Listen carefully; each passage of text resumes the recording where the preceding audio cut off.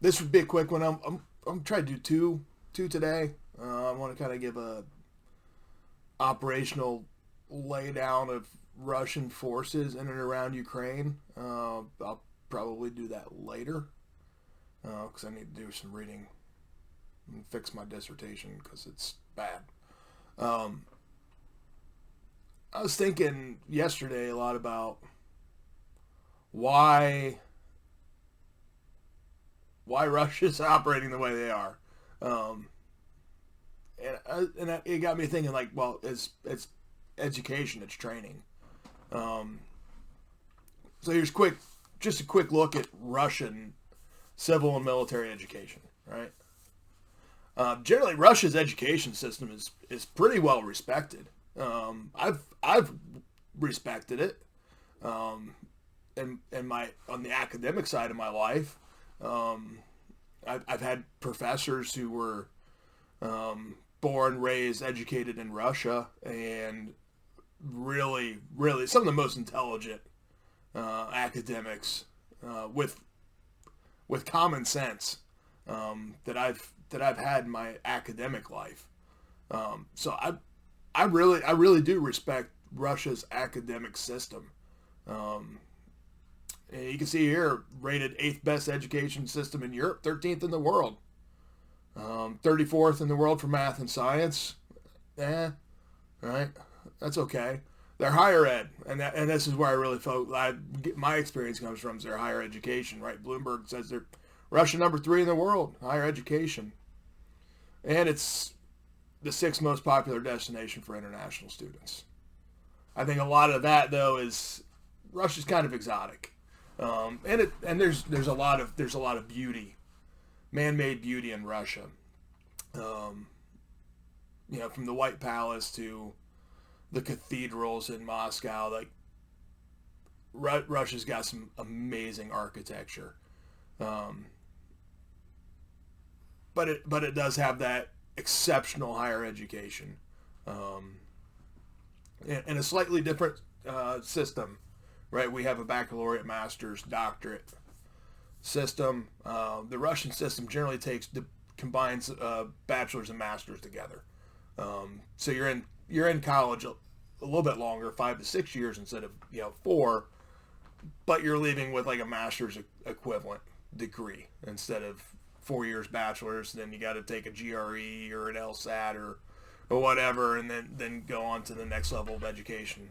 Russia just going to make sure you get that master's level education in most cases. Um, that might also be why I've run into some rather intelligent Russians. Um, on the other end, um, Russia's public education system, like their lower tier, but their higher ed's public as well. Um, but they have a primary, a low secondary, and then a high secondary education system. So it's kind of like elementary school, middle school, high school, roughly. 96% of Russians have completed low secondary school, and that's through U.S. ninth grade. Okay, and that was that was the compulsory education requirement in Russia up through 2005. Um, so they only had to go through ninth grade, and after that, trade school, continue on the high secondary, and then on to a higher education. Now it's since 2006, and since then, now they're required to go up through 11th, 12th grade equivalent for the United States. All right. But overall, pretty well regarded education system. Um, they're with the requirement to only go through ninth grade, that fed the trades pretty well, I think, and fed Russia's requirements. Their education system's based on their requirements. I think our education system's kind of based on our needs, our wants, and desires, not our requirements. Um, so Russia's education system's a bit more practical. Um,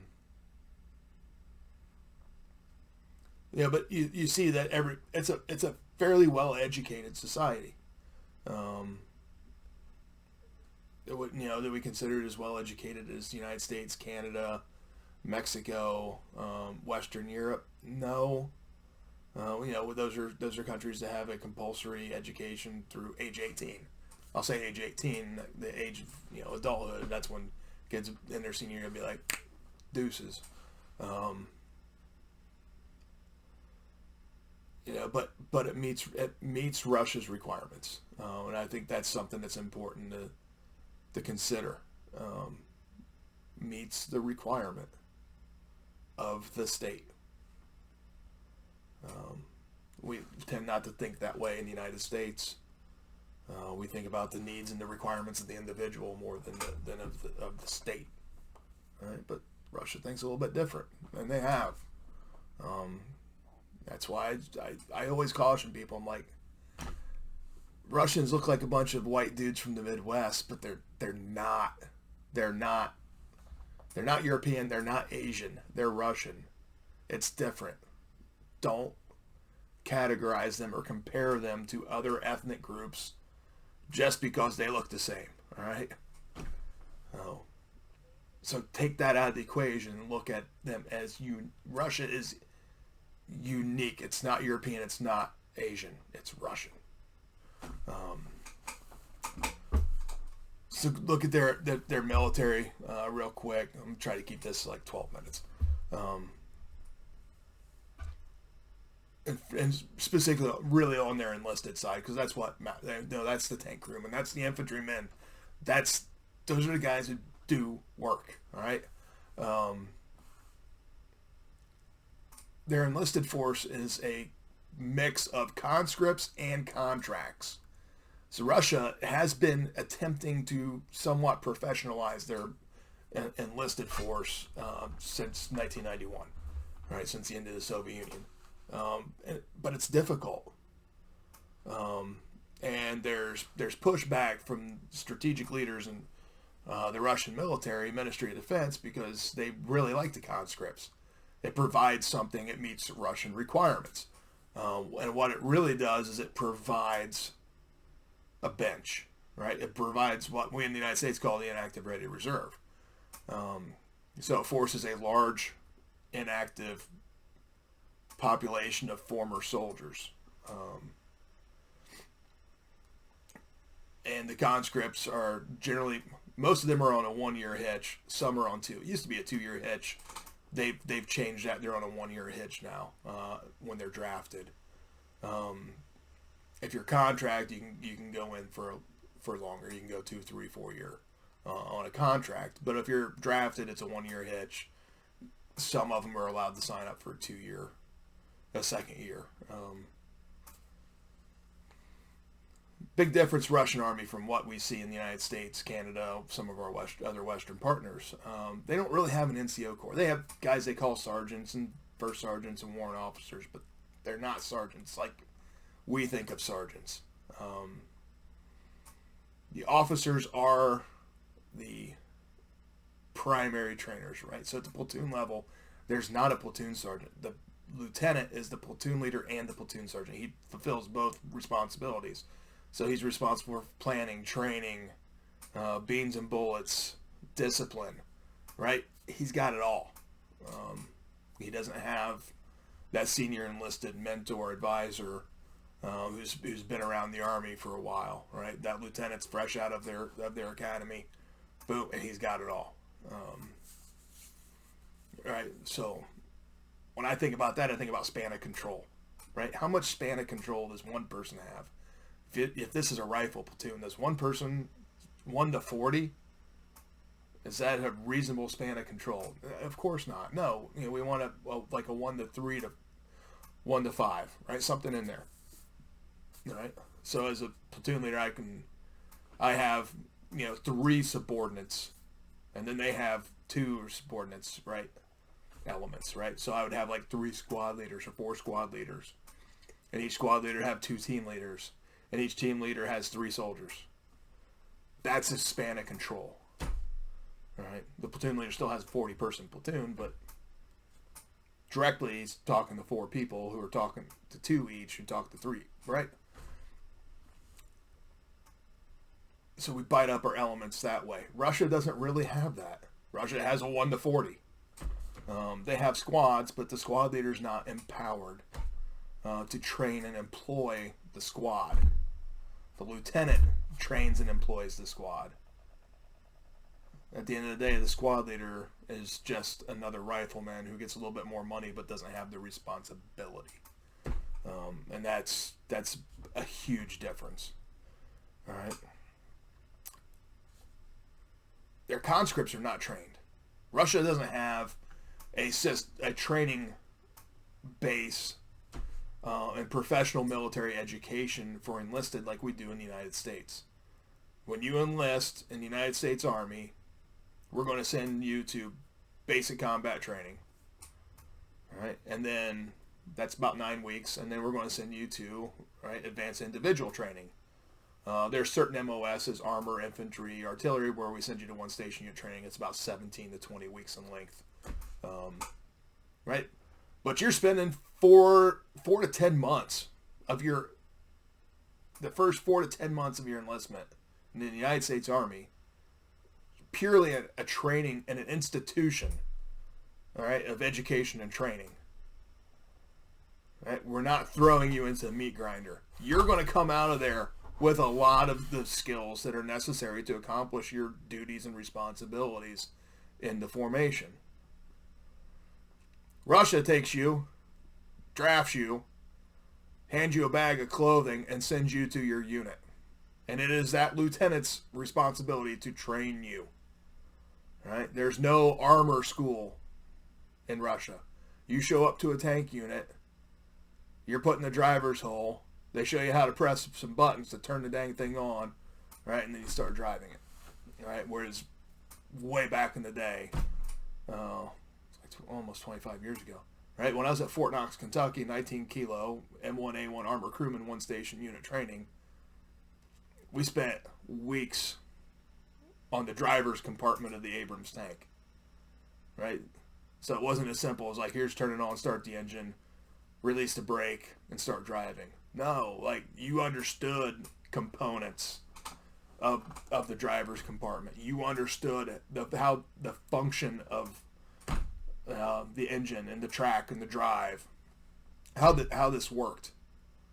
So if you paid attention, that's always the key. But you could really gain a real understanding of not just how to operate it, but why it operates the way it does. So that's understanding, right? That's not just doing. It's our military education system in the United States gives you understanding if you pay attention and you want to understand. There you just get to your unit and they ain't got time to screw with you because they got a real mission, all right? The beautiful thing is American units are training, conducting operations day to day, boom, boom. Then they don't have to worry about teaching a guy how to drive a tank. We have drill sergeants, we have instructors, we have a training institutional base that takes care of that. And then when they show up to your unit, you've got a decent product to plug into your tank, right, and start operating. You don't have to teach them the basics. You got to teach them, some peculiarities of how your unit operates, or you might have a specific model of tank that they just got to learn a couple new things on, right? And then it's repetition and refreshing the training. We don't have to worry about teaching you everything in the U.S. Army, right? The Russian lieutenant, he has to worry about dang everything because he's getting conscripts who have nothing. They also have contract enlistments, right? So the Russian goal is to have more contracts than conscripts, or have it close to 50-50. They're not there. They're about 60% conscript, 40% contract. But the contracts, these are the more desirable, right? These are your enlisted professionals. This is an attempt to professionalize the Army. But remember, the old breed in Russia still wants the conscripts because they see a strategic value in that population. All right.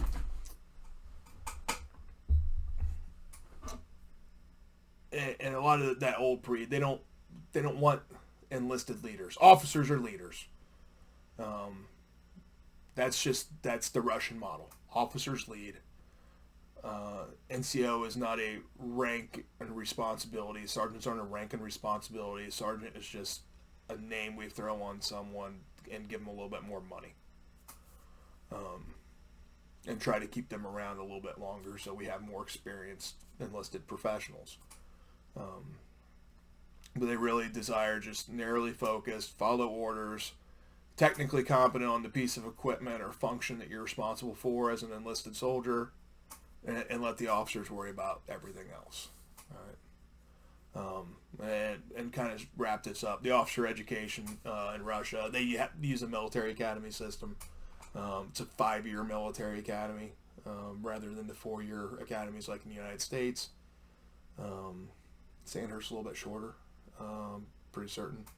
But the Russian military academy is more of like a 4-year degree program plus BOLIC wrapped up in one, right? So like a 5-year kind of, and it also resembles the Russian higher education, where it's not a 4-year baccalaureate program. It's a 5-year master's, baccalaureate and master's combined program. So kind of mirrors that.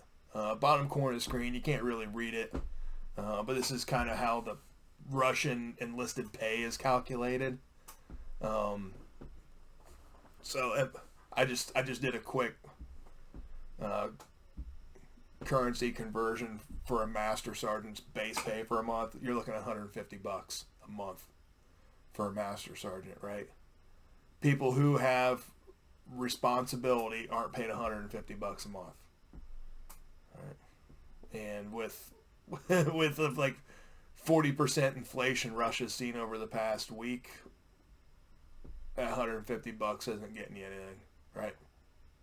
It get you a loaf of bread and a block of cheese, and maybe a handle of vodka, right? So not well paid, not well trained. Civilian education's decent, better than most of the world, but the military education's abhorrent, right? And I think that the lack of formal military education for the enlisted force is really contributing to Russia's difficulties in Ukraine. Russians are brawlers.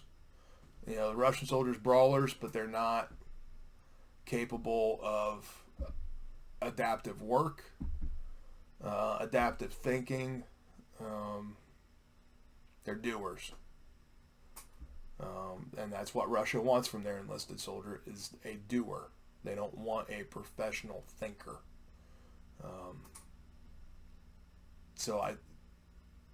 That prevents them from making recommendations to the commander, from developing branches and sequels to their plan,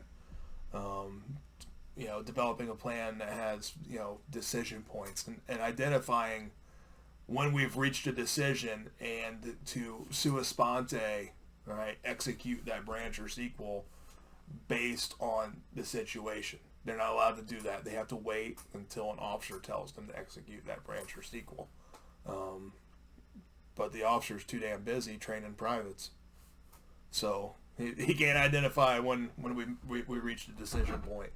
So I went a little bit longer on this, and that really quick overview on Russian civil and military education. I didn't go super deep. This is not like research.